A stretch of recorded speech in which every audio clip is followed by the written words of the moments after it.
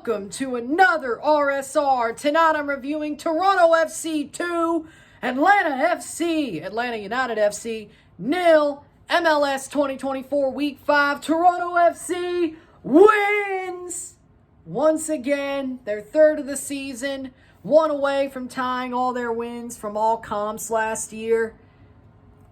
And it's only match 5. We got about, 40-some to go? 29, 30, 31, 32, 33, 34, 35, 38 to go, plus, yeah, we should easily overcome that. That would suck.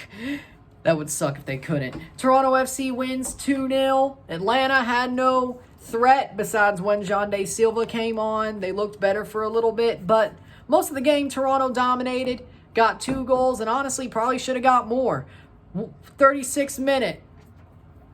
Goals were scored as follows. 36th minute, Tyrese Spicer scores his first MLS goal. Ball played in. He gets the ball, runs into the box, almost gets brought down, but slots the ball past Brad Guzan.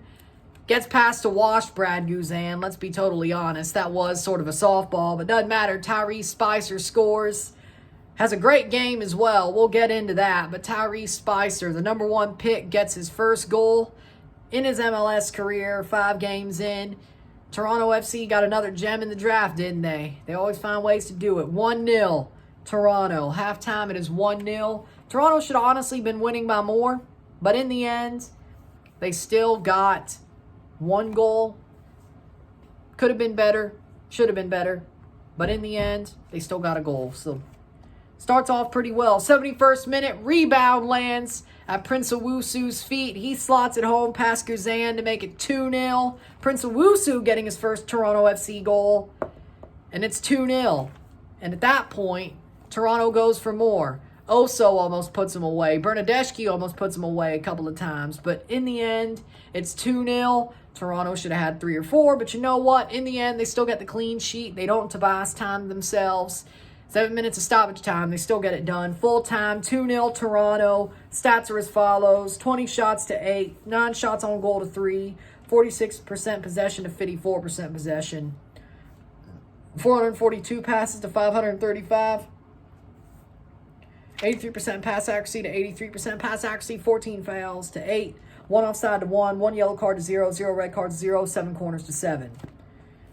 Toronto FC did exactly what they needed to do tonight. They put the ball forward. They pushed the ball forward. They knew they had the chance to win this game, and they should have won this game. They knew damn well Atlanta was not answering because they did not have Giakoumakis. They did not have Almada. They only played Jean De Silva for 30 minutes. That's when Atlanta started to look like they were a bit dangerous. Saba didn't have it. Daniel Rios was in there basically to be the backup striker and to at least have a goal-scoring threat when Giakoumakis ain't there. Guess what? Nothing. Ajani Fortune was gone, of course, to Trinidad. Didn't play well against Canada. Which means Jamal Thiare plays. He's a diver. Straight up, he's a diver. I mean, dude. Acts like Long fouled him twice. Dives both times. Gets a yellow card on it at least once. Okay. I don't like it. Luckily, it didn't bite Toronto in the ass, because if it did, I would have been pissed.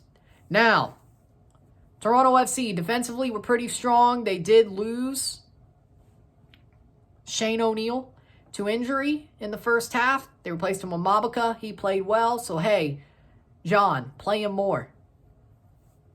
At least that happened. But Insigne also went down with injury in the first half.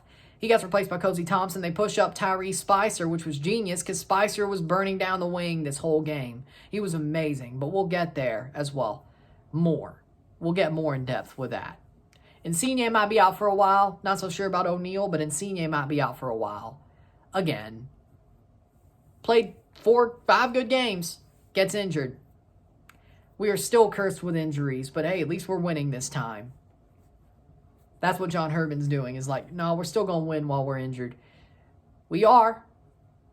Good for John. Legitimately. But Toronto defensively was strong. They were stout. They put the ball forward.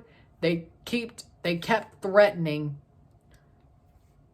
Atlanta as a team. They kept threatening Atlanta, playing the way they played. It was a pretty obvious situation for Toronto to just push the ball forward, keep going. You're going to put them away at some point. And I think that's what they did, personally. I think Toronto played very well on the night tonight. I think they knew exactly what they had to do. They did it, and they got it done. And I think that's exactly what you want, to be totally honest. You want Toronto to have moments like this and believe that they can dominate. This is their best performance in years. Honestly, almost a year and a half. This was amazing. They were so compact. They defended well. They played the ball forward. They pinned Atlanta back for about 70 minutes of this match. This should have been more than 2-0. The only 30 minutes where Toronto were pinned back and it looked questionable was when Jean De Silva came on for Atlanta. I'm like, yeah, now they got some teeth. But then Toronto got the ball back and they said, nah, you ain't. Push them back. Get that second goal. And that's exactly how this game panned out. They got the first goal. They get the second. No worries besides about 15 minutes, I would say. I wouldn't even say 25. About 15 minutes in this match. And they get it done. Toronto played the way they needed to play. And I'm very happy with the performance. This is exactly what we needed. We needed a performance like this. Even though we've won 2. This is our 3rd win. This is our best win. Honestly, since the Charlotte win in 2022. And you know exactly which one I'm talking about. The day the Italians came. Best win since. Bernardeschi looked amazing tonight as well. But for me, Coelho looked amazing. He had a great game. Longstaff played well. Oso looked good coming back from injury. But man of the match for me, the man of the match is Tyrese Spicer. Why? He burned Atlanta down the wing. He looks quality. He's looked amazing. He's looked amazing since he came on in New York. He has got such good pace. He's got such a good mind for football.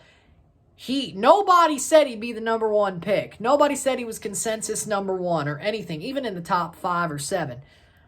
And then Toronto picks him out of nowhere. I'm like, they better know what they're doing. But Toronto's good at picking players in the super draft. Well, looks to seem that they very much saw something in this guy that nobody else saw.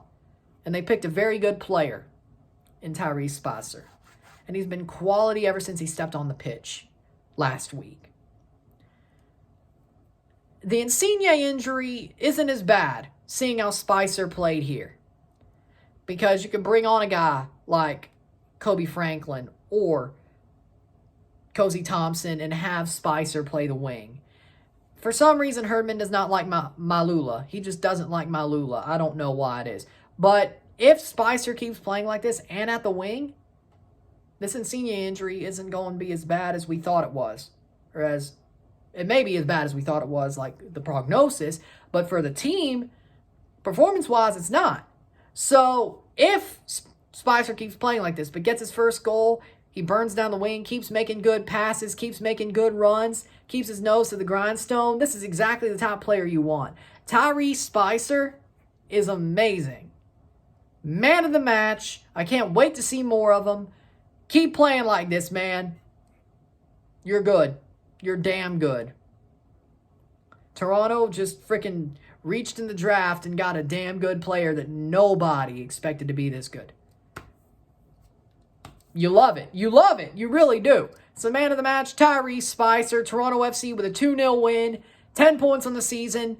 We're only 14 away from where we were last year. That's 3, 6, 9, 12. 4 wins and 2 draws to tie. 5 wins to overtake. I like our chances.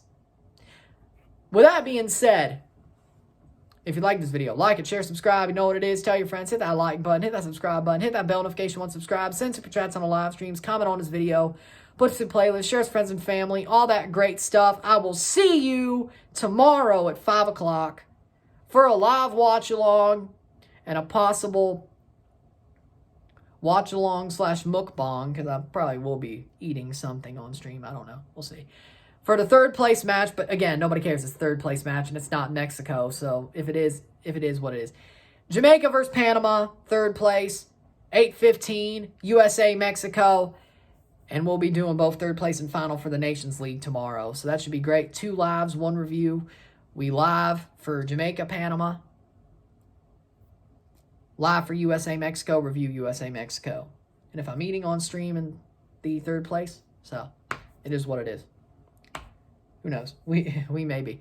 With that being said, there you go. So 2 streams, 1 review tomorrow. Monday, most likely off. Tuesday, we'll see what happens. At least Argentina, maybe the World Cup qualifier, second legs. I don't know. We'll see. With that being said, I'll see you tomorrow. I'm Ryan and I'm out. Peace. 2 wins Saturday, baby. Let's go.